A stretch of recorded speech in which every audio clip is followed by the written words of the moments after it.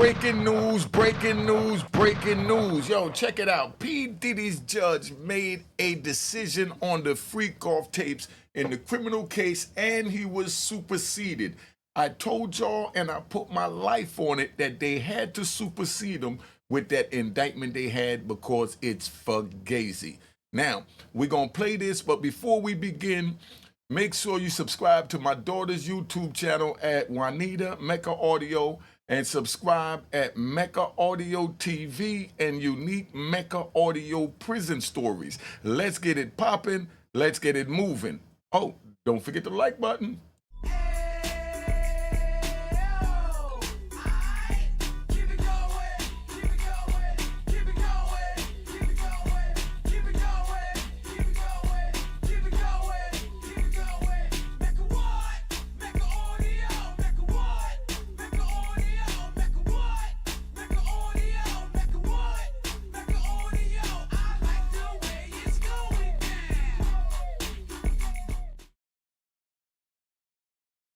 All right. You know what it is, man. It's a rough day, man. It's a rough day. Me and Jesse gonna break this down. P. Diddy's judge made a decision in the freak-off tapes. They don't have no evidence against Diddy. You rat bastards that think I'm defending Diddy, I'm just speaking facts and speaking the law. They superseded the indictment and they still didn't even list two names. They're still saying now individual 2 and individual 3, but we find out that the individual 2 and the individual 3 is Diddy's ex-girlfriends that's trying to get the bag. And they put the press on them that if they didn't testify, that all heck was going to break loose. So, of course, they testified. So now they're saying that Diddy transported his girlfriends across state lines and, you know, they performed, you know, prostitution. You know what I mean? Because this is YouTube. Now, so they're saying that he took his girlfriends across state line for them to sell the Il Nana. Now, do you think Diddy needed Il Nana money? Do you think he got anything out of that money for whatever they sold it for? He may not even have known. 9 times out of 10, he knew. He knew everything was going on. He told them, whatever deal you make on the side, you keep the money. So that means that he's not reaping the benefits from that. He's not gaining substantial income from that, because that's one of the elements, which is ingredients to the RICO charge, that you gained substantial income and that you made over like $10 million a year. Do you think Diddy made $10 million a year having these girls, you know, sell themselves, and Diddy made $10 million to put in his pocket? That's how stupid this sounds. But we're going to play this out because this is a gangster channel. For those that want to know about being the gangsters and those that think that they are cut like that, if you think you're cut like that, they have my old cell to give you. 2 decisions from the judge overseeing Sean Combs' criminal case that we got to talk about. And the judge, of course, we're referring to is Judge Arun Subramanian, the judge out of the Southern District of New York, federal case. So, the first decision concerns videos of the freak-offs. And we've talked about this before on other sidebars. You see, earlier this month, Combs' attorneys had asked the court to order the prosecutors to electronically produce videos of the freak-offs. And remember what the freak-offs are, right? Prosecutors have alleged that Combs would intimidate, threaten, lure women into extended sex acts with male sex workers using force, threats, coercion, that Combs filmed and recorded these freak-offs. And these are key components of the racketeering conspiracy, the sex trafficking, and the transportation to engage in prostitution charges that he currently faces. And by the way, he's scheduled to go to trial in May. Now, the defense wanted copies of these videos handed over to them. Not just the ability to view them at, like, the prosecution's office.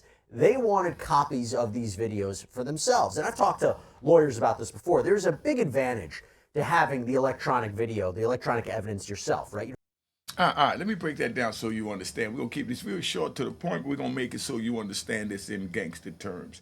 When you go into trial, the government got to turn over discovery. They normally turn over discovery. They give you a box of what they call discovery, which is the police reports, the 302 reports, you know, the FBI 406 reports, the arrest warrant, the search warrant, and everything that led up to you being incarcerated so you could look through it to see where they made a loophole and where they messed up at. So they turned that over to you. But now in Diddy's case, they're saying that they don't want to turn over the tapes to him. And he's saying that he wants the tapes so he could look them over. He could have his specialists, you know, super enhance them to bring up the face to quality to make sure that the witnesses they said was present, or if it was even Diddy that was present. Because what he's saying is that Cassandra Ventura, aka Cassie, turned over freak-off tapes that she made willingly in her phone. And now Diddy is proven in his last motion, to explain to you what's going on. Diddy proved in his last motion that the freak-off didn't happen and that they don't meet the elements of the statute, that it was a bunch of crap. And they laid it out and explained in the motion that Cassie Ventura is the one that was in charge. She willingly set up the freak-offs, allegedly. She willingly, you know, picked the men that she wanted for that night, and she literally, allegedly was in charge of orchestrating, okay, I want you to hit me from the back while I choke you out from the front. And Diddy, I want you over there, and, you know, you can film this for me on my phone. This is how freaky they got, and this is what they bring in the trial to take this man's millions from him, right? So they got the freak-off going on, and Cassie turns over the tapes that she made and showed that she was in charge, and that's what Diddy is saying, that this was something that we did in the privacy of our home. We was allowed to do that. America does that. But she went to sue me, and when she went to sue me, she put in there that she was going to say that I forced her. I knew that wouldn't stand up, so I told her, get out of here. I wasn't giving her nothing, and I wouldn't give her the $25 million, and then she filed it, and when she filed it and it hit the media, they grabbed it, and they looked at it from her point of view, and they threw me under the rug, so therefore I hurried up and settled within 24 hours is what Diddy did. Bingo! Mistake number one, you know, because, see, like, let's ride. I remember when little George Bush was in and, you know, the people in the Middle East was holding hostages. You remember when we had those riot at the time, you know what I mean, in America. So while they holding them and they had the hostages, they tried to say, give us this prisoner you have and we'll give you this hostage. And little George Bush said, no, never will we succumb to negotiating with the people, you know, because if we open the door to that, then everybody's going to think all they got to do is grab an American to make a move. And that's when at the same time, because we ride, same time that happened is the same time when little George Bush also made a thing in the feds for the correctional officers that if a correctional officer is held hostage, you know what I mean? Tied up or whatever, right? If he's held hostage and he's tied up and, you know, his life is in danger and it depended on the lives of the other correctional officers or the security and orderly running of the institution being jeopardized, then you have to let that officer go to his demise to save the institution. So he basically said, if something happens, correction officers, you're on your own, in layman's terms. And that's when we said, oh, we gonna have a field day. You know what I mean? George Bush wasn't playing. You know, he said straight up, you grab one of mine, you can do what you want to do to them, but you still not getting what you want, and we're coming in there and crush you. And it's the same thing that happened with this. If you understand the ride. Let's get back to this. You don't have to always go over to the other office. You can view the materials on your own. It's a way to better prepare for your defense.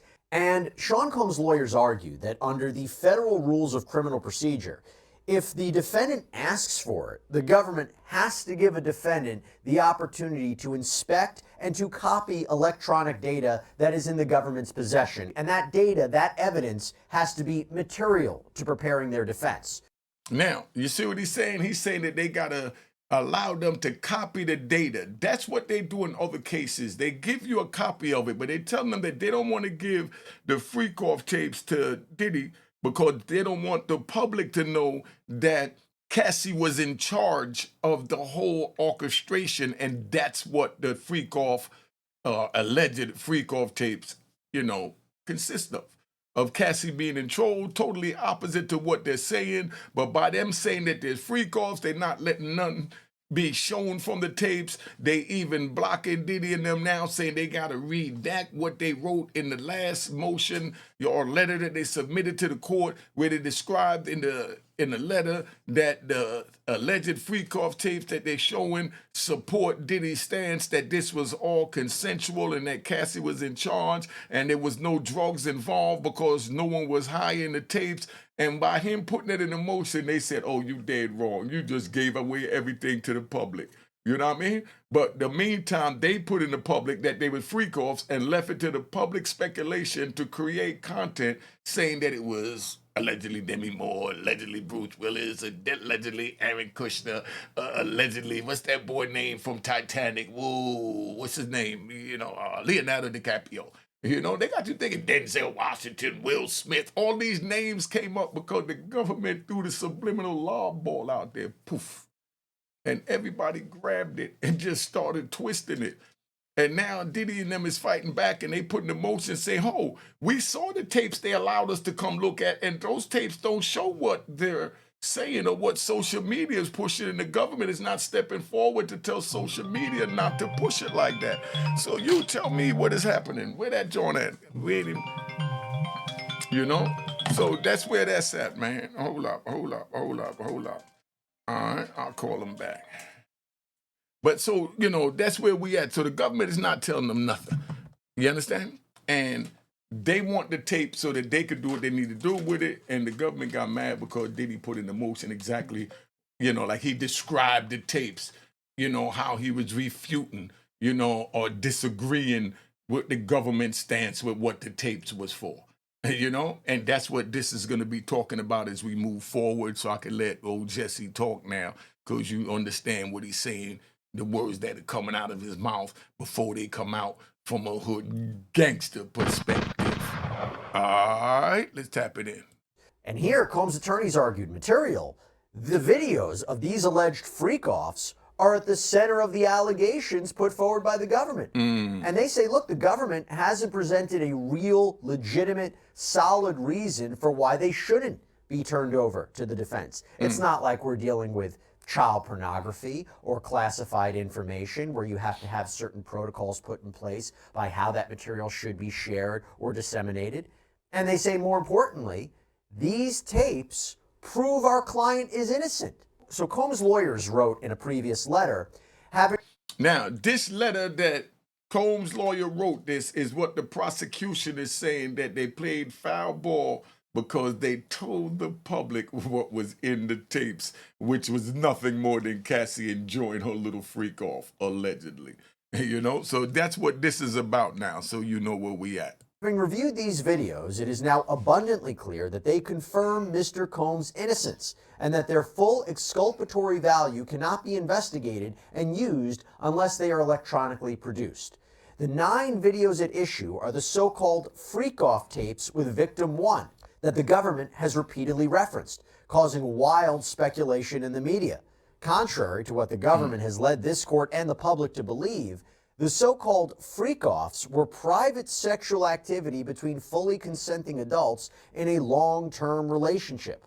Like many Americans in the privacy of their own bedrooms, they sometimes filmed their sexual activity. These videos unambiguously show that the person alleged in the indictment to be victim 1 not only consented, but thoroughly enjoyed herself. And by the way, victim 1 is with respect to that sex trafficking charge. And we believe victim 1 to be Cassandra Ventura. This is Diddy's ex-girlfriend who first filed that initial sexual assault lawsuit against him back in 2023, the person who was featured in that infamous footage from 2016 where Combs is purportedly beating her and dragging her. Hey, yo, let me say this, right? Let me see. I'm gonna paint a picture right now, right? I'm painting a picture. Just speculate what was going on. Diddy comes running out with the child, right? Cassie's already dressed, got the hoodie on, got everything on, and she carrying her little bags with whatever he said it was his stuff that she took out the place we had. We don't know. But anyway, so now this is what happened before, right? We ride. They laying up in the room. Diddy laying down with his legs wide open and telling them to come over here, girl. And she's telling me, nah, you ain't give me enough money. You know what I mean? Like, wait a minute, I ain't give you enough money. Oh, I told you I wanted to have two men. You was being cheap. You only got one man. I wanted two men. And Diddy laying down said, man, I'm the second man. He said, no, you know you never participate. We have a different type of thing. And you don't get involved with this freak off thing. You just sit back, enjoy yourself, and pay for the men that I sit there and I want to come over and bone me. You know, allegedly, you know, I'm just saying this is what was going on. So Diddy said, what? And she said, man, I'm leaving. So he get his stuff to leave, and Diddy laying down, and Diddy thought about it and said, man, she's saying that I'm less of a man. She's saying that I can't satisfy that only the men that I pay my hard-earned money to freak her off could satisfy her, and I'm not worth nothing. So he grabbed his towel and stormed out the room, and he seen her, and the next thing you know was chaos. Diddy, you was dead wrong for putting your hands on her under any circumstances. We're going to say that off the rip. But that's what probably led up to that. I'm just laying back thinking when I'm looking at him with this towel on like that, running out, like he thought about it like, oh, damn, she leaving with the nana. I got to get her. I ain't letting that nana get away. You know, after I done spent all that money, you know? And that's when he came out feeling like it was his piece of property because he paid the money for her to get her and off. You know? In a hotel hallway while he's just wearing a towel. Remember what the prosecution claims. They claim that she was trying to escape. Now, y'all tell me, right? Look at this, right? Keep it 100. You know, men and women, both of y'all. Y'all keep it 100, right? If this young lady told you, yo, I want to have a freak off, I'm going to call a man over to bone me, you know, while you watch or while you participate, or however they decide to freak it off, right? You know, if she said to, you know, one of you young ladies that go both ways, you know, I'm going to invite another girl over, you know, to do me, you know, as, you know, so we could do a freak off. Would y'all agree to this freak off with Cassie? Now put yourself in Diddy's shoes. Gunshots. Let's keep it moving. A freak off, that there was a male commercial sex worker in that hotel room, and that's what she was running away from. Now, their letter to the court said that victim one was, in these videos, quote, was happy. Yo, would you freak Cassie? Look at Cassie. Be honest. If she wanted to do a freak off with you, would you do a freak off? Let's get right to the bottom of this and stop this crap. Look at Cassie. Everybody watching this, male and female, if she wanted to do a freak off with you, would you do it? Be honest. Put it in the comments. Cuss me out, do what you want. Put it in the comments. If Cassie wanted to have a freak off with you to get another person of the opposite sex while you were dealing with or the same sex, would you allow that? Put it in the comments. Dominant and completely in control. And that there's no evidence of coercion or threats or manipulation, again, i.e. sex trafficking. The defense said there's no evidence that anyone is incapacitated or under the influence of drugs or excessive alcohol consumption, meaning maybe there was some alcohol consumption. There's certainly no evidence of sex trafficking.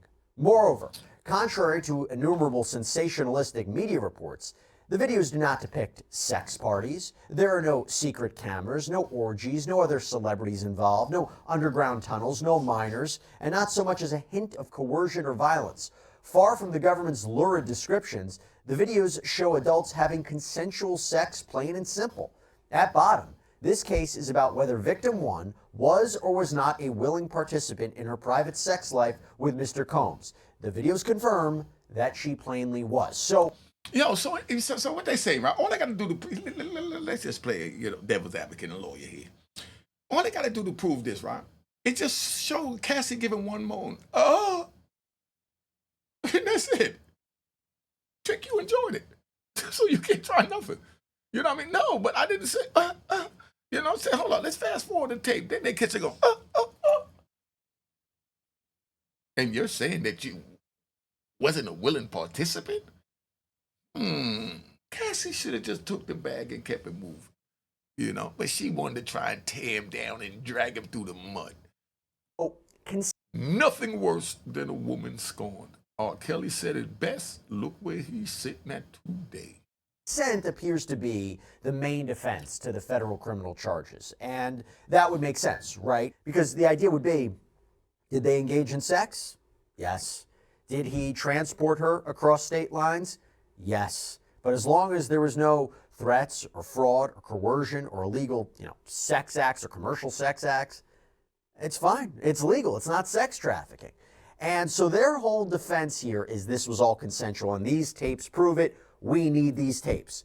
And also, I will say, in that portion, what I just read to you, they're trying to separate what Sean Combs is actually being accused of in this federal criminal case versus the claims that he's facing in multiple civil lawsuits. So just because in a number of lawsuits that he has been accused of, sexually abusing and raping men and children, that doesn't necessarily mean that that is what this criminal case is going to be about. And while there's been a lot of talk about celebrities involved in these episodes, and like he said, secret cameras and tunnels, they argue that a lot of this is speculation. The speculation about, what's on the Diddy tapes? They say, no. All of it's not true. We got to be clear about what these tapes are and what these tapes are not. And they also highlighted something else. The defense also said these videos, another reason why I think we deserve them and deserve copies of them, is they were taken from victim one's device, not Sean Combs. So the idea that he kept these videos as collateral or blackmail as a form of power and control over. So, in other words, Cassie had these videos in her phone and she put in a lawsuit and obviously allegedly told Diddy and allegedly put in a lawsuit that I got these videotapes and Diddy's blackmailing me that if I don't keep, having with him, that, he's going to put it out in the media and he's going to ruin me. And then now, the Alphabet Boys get the information from out of Cassie's phone. From out of her phone. So how was Diddy using that to blackmail us? Somebody just let me know. I'm not defending nothing. I'm just using common sense as a dumb trigger that served 26 years in prison. So whatever ignorance I might sound like, it is what it is. You know what I mean? Blame it on my ignorance. But it just don't make no sense to me. She got it in her phone and she's saying he blackmailing her with the footage that she has in the phone. So how is he going to get in her phone past her password to get it? Victim one doesn't hold water. And basically, they asked the court to amend the protective order that has been put in place in this case to allow the prosecutors to turn these tapes over to the defense. This was an order from the court that dictated how information would be disclosed and shared and disseminated by the defense and prosecution. And as the defense called out in their letter to the judge, the protective order made this video evidence, again, allegedly of the freak-offs, quote, available for inspection only and not electronically produced. They said, court, you need to amend this. We deserve the tapes. And they also argued, by the way, that we need these videos, we need copies of these, because they said that the audio on the tapes, you can barely hear it. And the lighting is very bad, that the images are dark and grainy. So we need our own experts, our own defense experts, to enhance the quality and analyze the metadata. So now, back to Judge Arun Subramanian's order that came down yesterday. What did he decide? Well, Judge Subramanian denied the defense's motion to amend the protective order, but without prejudice, meaning this issue could be revisited. So Subramanian's order reads, quote, while the government objects to handing the videos over, they provide several options for a defendant to consider that would permit the defense to view the videos, access the information they're looking for, and even allow them to manipulate the videos as they see fit. To the extent these options are insufficient, the defense may propose other options to the government. It doesn't appear that the defense did this before raising the issue with the court. The parties should have these discussions, and if they really reach an impasse, the defense can come back to the court. And if that happens, they should be prepared to clearly articulate why they need possession of the videos despite the options furnished by the government. So, all right, so this is where we at, right? Let's get right to the point. I'm going to break it down so you understand it's simple. The government is saying, look, man, we allow them to come look at the tapes. When they want, they look at the tapes. They did everything they need to do. We open our office to them. We don't want to give them the tapes. We don't trust them because before you know it, these tapes is on, YouTube with Cassie busting it open or Cassie half naked or, any little thing, that's in these tapes. So we don't want to go out because we don't trust them, And we made it where the lawyer could come see them when he want and whatever he wants to do with them, at our office, he could do it. So if he want to enhance it in any way, he could do that in our office, but we're not letting them out of our possession. But under normal circumstances, they give the defendant the discovery, and the tapes are a part of the discovery. I even, because back then we had cassettes because we ride. Back when I got locked up, they did all my proceedings on the cassette. So they gave us cassette players, right? And a little cassette that I was able to go to the unit team office. They give me a little private room to go sit down and listen to it. So, they could give Diddy the tapes, let him go to a private room and masturbate. I mean, listen to it. I mean, he's locked up. You know what I mean? I mean, let's keep it 100. Am I right or wrong? They allowed me to go in there and listen to my cassette with my case from my discovery, but they won't let Diddy or allow Diddy to take the video from his case and his discovery into a private room to masturbate. What's that? Study it. You know, he want to study it. Maybe he want to learn a couple of positions, see what he did wrong, or maybe he can find. Picture this, right? Picture Diddy, could we ride? So picture Diddy in a quiet room, in MDC, looking at this freak off tape because it's part of discovery and evidence of the case, and he's trying to come up with a defense, and he have to show that Cassie was enjoying it, and he see where Cassie said, and she took a finger and put it, and he's like, she takes it out and puts it in her mouth, and she looks at the camera and she smiles, but yet they can't do nothing with the tapes because they won't allow them to have it so they can take their time and analyze it. He might see a position that he remembered that when he was deep up in Cassie, that, she made a certain movement and he felt certain vibrations while he was in her. And he knew at that moment he might be able to capture an expression on her face. So they need to give him the tape so he could go on in a private room in MDC and participate. What's that? Work with the tape. We're just going to say that. But let's get back to this because y'all don't get this, man. That's how comical this is. We could tell jokes. I said, be a stand-up. As a matter of fact, somebody booked me for a stand-up comedian show. Combs and his team, they don't get the tapes. And Judge Subramanian seems to be, calling out the defense a bit. Like, you really could have worked this out with the prosecution before, right? Did you really need the court to step in? Did you even ask the prosecutors how you might be able to regularly view and analyze the tapes as you see fit to prepare for your defense? So, look, this issue may be revisited if they really can't figure out a way to make all of this work. And look, it's not surprising that the judge just won't allow the defense copies of these tapes and amend the protective order. I mean, essentially, we're talking about sex tapes, right? Key pieces of evidence in this case. It's very private, very sensitive. Got to be careful about how this is handled. And let's not forget, Sean Combs is in hot water right now. He was denied bail, again, partly because he was accused of violating the Bureau of Prisons rules by improperly using other inmates' phone access numbers, improperly contacting people, and allegedly trying to reach out to victims and witnesses while he's locked up at the Metropolitan Detention Center. You see how bad they try to make that sound? Like I told y'all before, everybody uses other people's pack numbers. They only give us 300 minutes a month because Rayford Edmonds got that taken away when he decided to become a rat bastard and tell on the Colombians. That's how that all started. We used to have unlimited minutes. They narrowed it down to 300. Can't talk to all your people, so you might go to your friend or your friend might come to you and say, yo, let me call my girl real quick. It's my daughter's birthday. You know what I mean? And then you put their number on your pack number, and then you call and you hand them the phone and they say happy birthday. That's simple. But they making it like he's using a phone to order these threats or something. Stop the games. Yo, y'all need to open your eyes up, because if y'all allow them to do it to him, your number one hated man, they'll have the right to do it to your number one loved entertainer as well. You're not going to be able to, listen, it's just, can we ride? It's just like, right, I had a celly that I had to whoop, right? I had to whoop this celly, right?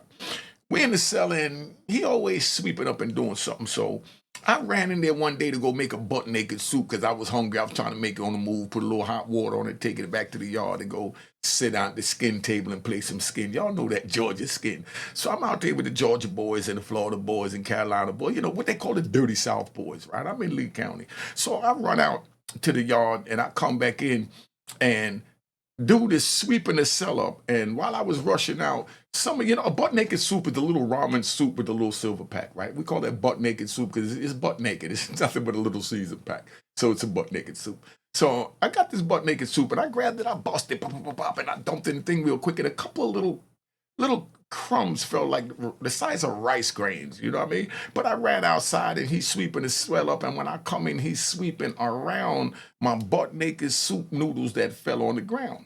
So I laid back and I watched them, and I said, I know this man didn't sweep up my butt looking noodles. This is how crazy it is in jail. If y'all want to go there and have this mentality, feel free. But it's a true story how this played out, right? So I'm laying down now and I'm getting pissed because I'm watching him sweep up and clean the cell, wipe the sink down. He did everything in the cell. Wiped the mirrors, the door down with disinfectant, but he refused to sweep up my butt naked crumbs. So when he was done and he put the room by the toilet, I said, yo, what's up, son? You ain't see the butt naked crumbs on the ground? And he looked at me and he was getting ready to say something, and I just smacked the crap out of him. Bow! Like he was a $2 hoe. Because that's how I felt. You're being a bitch. Right now, you're being a bitch.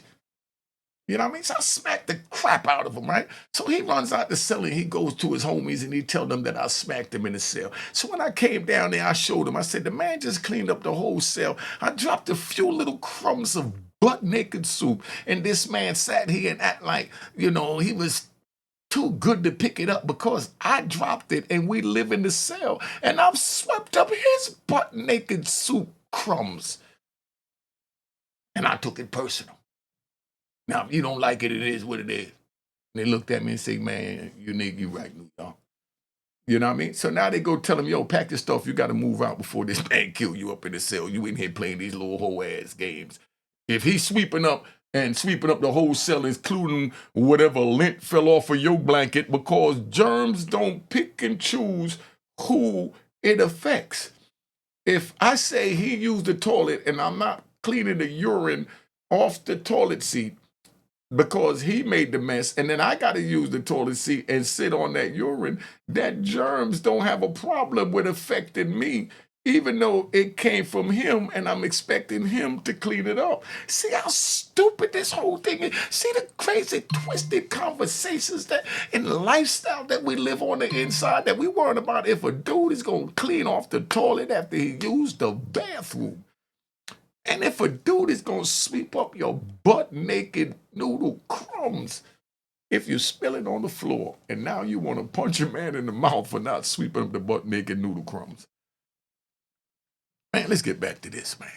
I'm just riding. Can he and his team be trusted with copies of these videos? Now, to be clear, the judge didn't say that in his order, but you have to wonder if that is ultimately a point of consideration in not handing these tapes over to Sean Combs and his team. And with that in mind, this is not the only issue that came up. There was another ruling from the judge we got to talk about. There was another thing the judge decided just now. We want to talk about it. It concerns the same issue. It concerns the tapes. You see, the prosecution weeks ago responded to the defense's letter, but they didn't focus so much on turning over the alleged sex tapes. They didn't want to turn them over, but rather what they focused on, what they accused the defense of, is they alleged the defense violated the protective order. They argue that the defense revealed just way too much about the content of these videos, even though the defense redacted certain portions of the videos in their letter to the court that we all saw. It was a public letter. That's what I was telling you about at the beginning. Diddy's lawyer described what happened in the tapes, that none of that coincide with what they alleged in the indictment, that this was force, coercion, manipulation, kidnapping, whatever they want to use. They described it in the motion, taking quotes from out the government's, indictment, and then quotes from the visualization of the tapes they allowed them to see in the district attorney's office to show that Cassandra Ventura, a.k.a. Cassie, was allegedly enjoying it. They found out that indictment was falling, so now they brought 2 new victims. And like I said, the 2 new victims, they are prior girlfriends that he said engaged they said engaged in restitution for Diddy. But like I said, dude, Diddy need restitution money? Somebody explain this to me. You see how stupid this case is getting? And what I want to know is, where's the children? Didn't they say child? Where's the children? Where's the children? See, all this is in civil suits. No, bring it in the criminal case, like Jay-Z said, because he wrote best. These acts are so despicable that they don't deserve to be in a civil court. They deserve to be in a criminal court, and whoever participated in this should be punished to the fullest extent of the law. And then he told Tony Busby, you're not getting 1 red cent. Because, you know, the penny Abe Lincoln was put on copper, which is the most worthless piece of metal on the face of the earth. But that's where they put the man that freed the slaves, on the most worthless piece of metal on the planet. Y'all paying attention to the jewels y'all get? Make sure you subscribe to my daughter's YouTube channel at Juanita Mecca Audio. Subscribe to Mecca Audio TV and subscribe to Unique Mecca Audio Prison Stories. Show some love. And you already know the Cash App is $ Unique Mecca Hall. Make sure you hit the icon and it say it was created in 2020. That's how we riding. Let's keep this moving. But they say that's not enough. The prosecution argued that under the protective order, no portion of the videos should have been filed on that public docket without being filed under seal, basically meaning the public won't have an opportunity to see it. Or they shouldn't have filed it without the defense first talking with the government as to the proper designation. They say the defense did neither. So instead of talking with the government about this or redacting all of the content related to the videos, the defense, they argued, left unredacted descriptions and characterizations of material in these videos that was designated Attorney Eyes Only, AEO. They argued that by doing this and kind of telling the world what these videos, in their opinion, show, this threatens the privacy of the victims in this case. And they asked the court to remove it from the public filing, have it be refiled with full redactions. The defense objected to that. So they responded in a follow-up letter to the judge. They All right, stop. So that's what we're saying. So the government is saying that by Diddy describing what they saw in the tape, that Cassie was enjoying getting boned, allegedly. Let's keep it 100, right? Diddy's lawyer put in there, yo, this chick was enjoying it. She picked the men. She did everything. This is a bunch of crap. You got my client in here. You're playing games, but I'm playing these regular terms where Unique Mecca Audio going to break it down. Cassie Ventura was getting boned, but allegedly. She chose to get boned, allegedly. She picked the men she wanted to bone her, allegedly.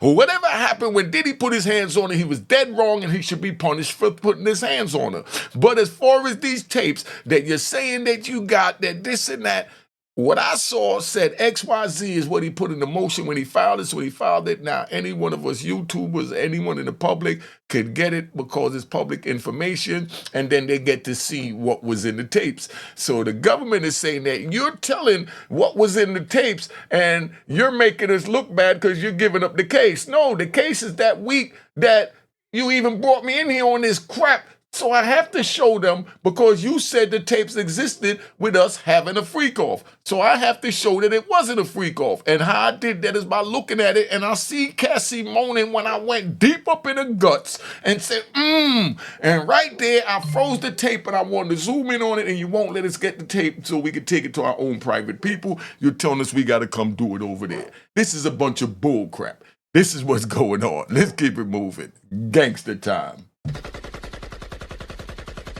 said, okay, tell you what, we'll agree to make redactions, but judge, and we need you to allow us to refile this letter, but with narrower redactions. They argue that what the government is asking for is way too overbroad, that we shouldn't have to redact everything. That, look, judge, the government started this. The government has been quite specific about details of freak-offs and what they're alleging the evidence will show. We have a right to respond.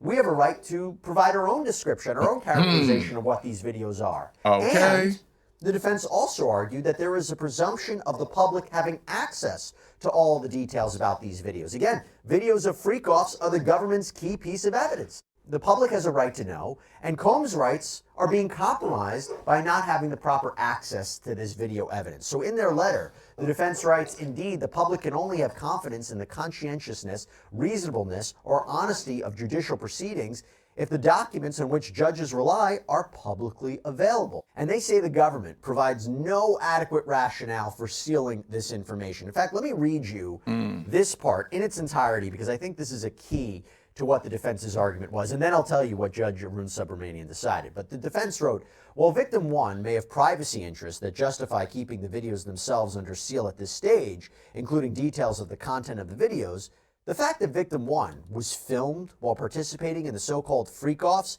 is public information.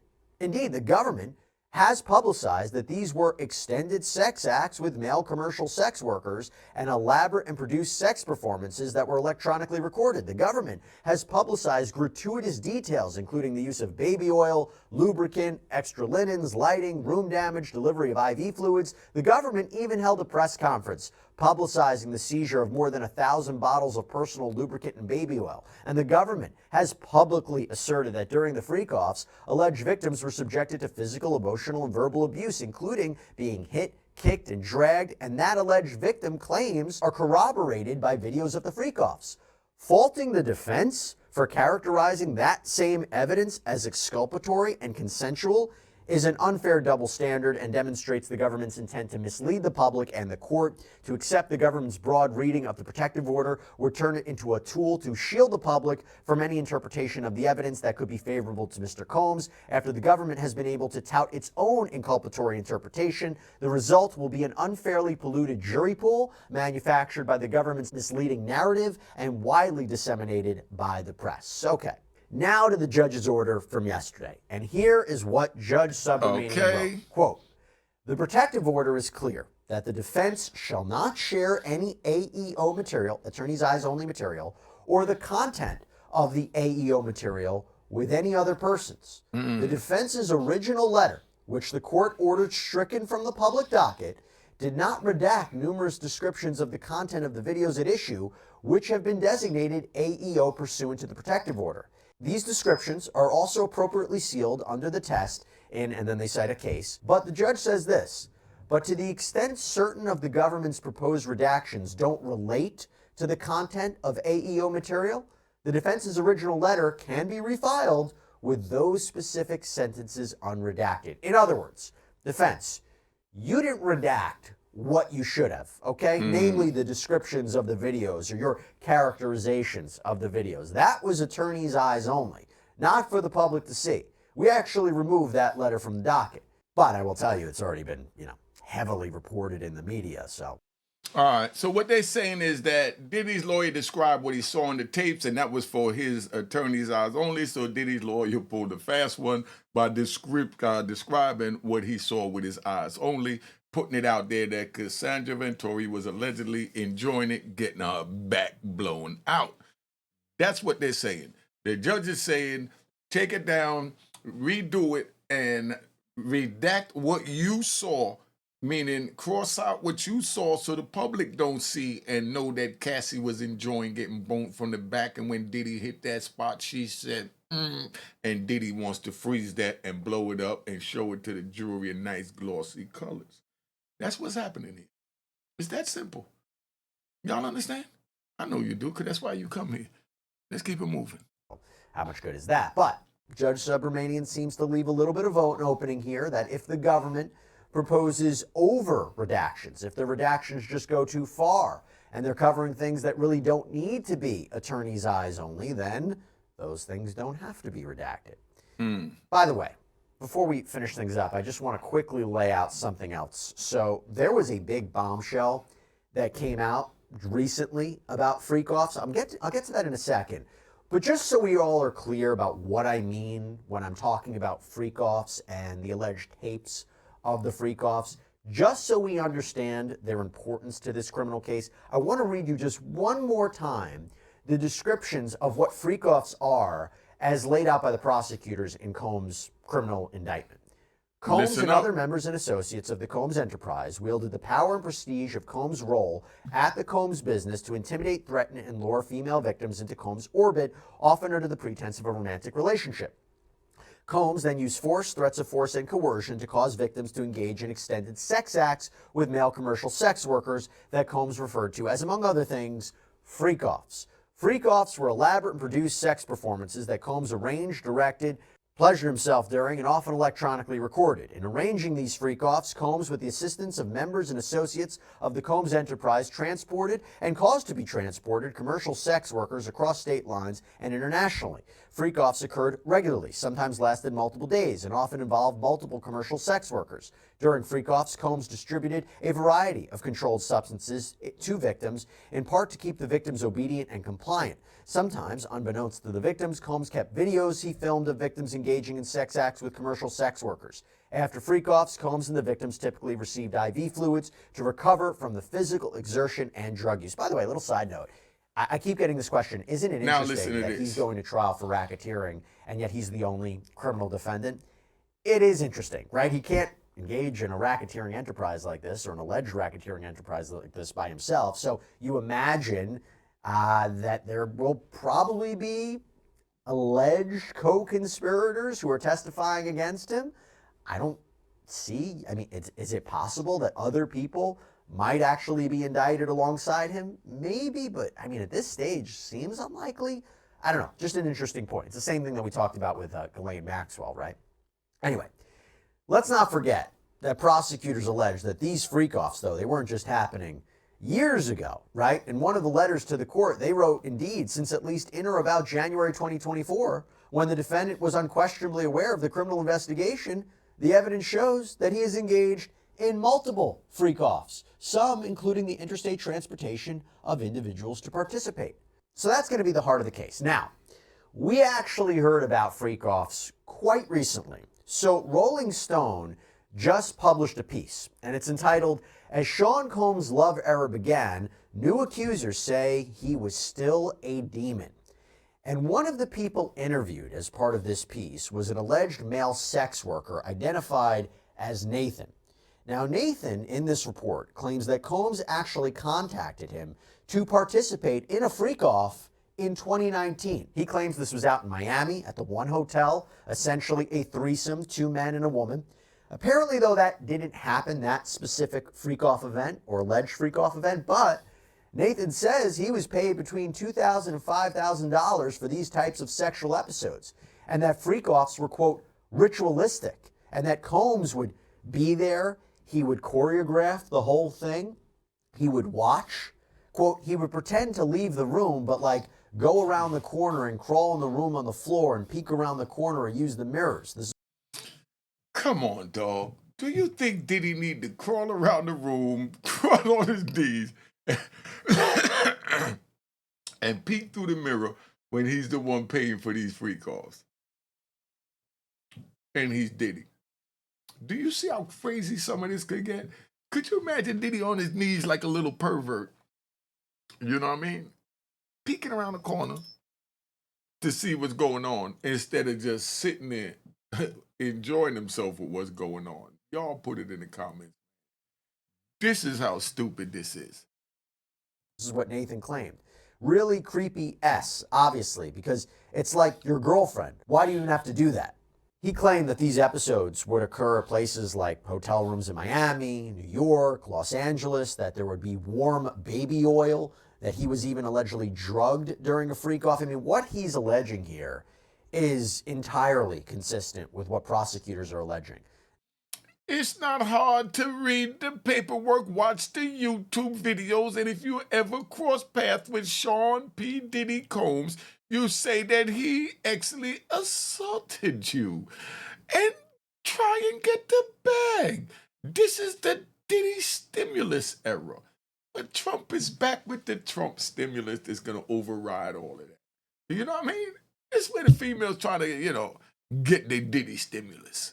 Now, we don't know if Nathan is going to be a witness at the federal criminal trial that's scheduled for May, but I imagine that is probably consistent with testimony we will hear, potentially from other alleged sex workers. And if there are paper trails, money, travel invoices, hotel invoices. That is all going to help the prosecution prove their case, particularly the prostitution and sex trafficking charge. All right, so let's get this right. Let's get this right. So now you're getting money, and you call the escort service. That's legal in some states. And you order a couple of girls. That's legal in some states. And you tell them you're in another state, and they fly to that state, and you pay for that ticket. They come there, they perform what they do as an escort. They escorted you. And then they go back, and now they can file a charge against you when everybody was willingly participating and consented. Somebody just make this make sense to me. I'm just a little confused here. But let me tap out. Y'all, subscribe to my daughter's YouTube channel, Unique Mecca Audio. Subscribe to Unique Mecca Audio TV and Mecca Audio TV, and that's an order. Hit the like button, the notification bell, and thank you for coming, and you get a round of applause. All right, relax, y'all, relax. All right, the QR code on the work. Cop my man Lou Sims' book. Let's go. Cheers to the crime.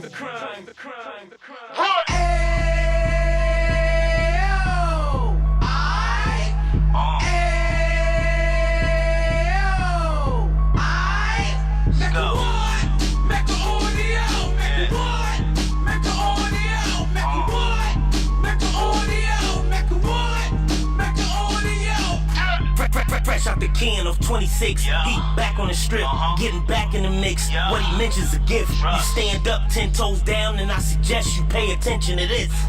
Take a little gully posse and put it in Harlem. He cut from the bottom, came up from the bottom. Drop the book, you should go and get it. The Instagram page and the YouTube, you could go and visit.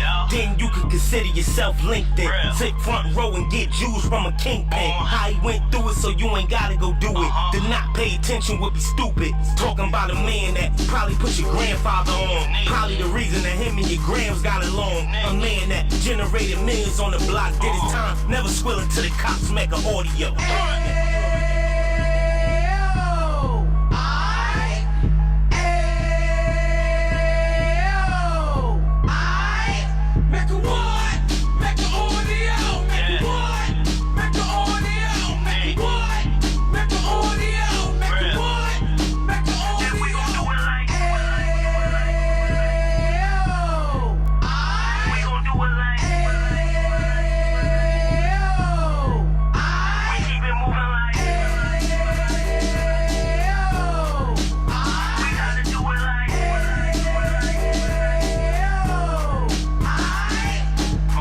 Get it live like 2 G's in the 90s. Drop top beamer so shiny. I let shorty go, she was whining. Treat her like my past, she behind me. Spin a couple bands on the dapper Dan. You be back again, getting green like a Packers fan.